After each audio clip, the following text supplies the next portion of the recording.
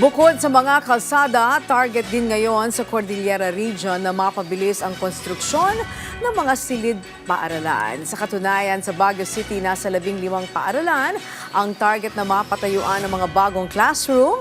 Nagbabalik si Christine Bornolla sa Baway sa sentro ng balita.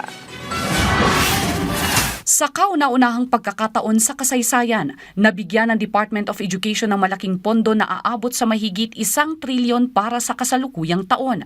Sa naturang budget ng ahensya, pangunahing prioridad ang basic education facilities, gaya ng pagtatatag ng humigit kumulang 20,000 classrooms at para sa pagsasaayos ng mahigit 1,000 heritage classroom buildings. For the very first time, DepEd has been granted a historic allocation of 1.015 trillion. Dun sa 84.7 billion, 65 billion would be allotted for new classroom buildings.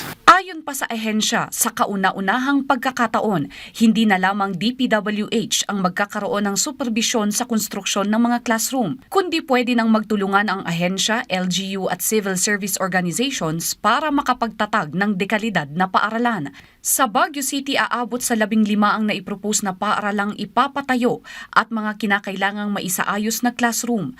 Ito ang isang tututukan ng LGU ngayong taon. Dito sa ating syudad ng Baguio, known as Center of Education, ay mayroon pa rin pong mga schools na talagang kailangan nating i-renovate ang mga classrooms. Naniniwala ang LGU na magkakaroon ng malaking pagbabago ang edukasyon at learning abilities ng mga bata kung magkakaroon sila ng dekalidad na paaralan. Unang-una, sabi nga nila, dapat mayroon tayong encouraging learning environment.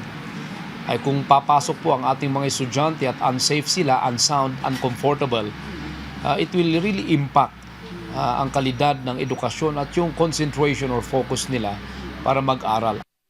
Christine Bornolla sa Baway para sa Pambansang TV sa Bagong Pilipinas.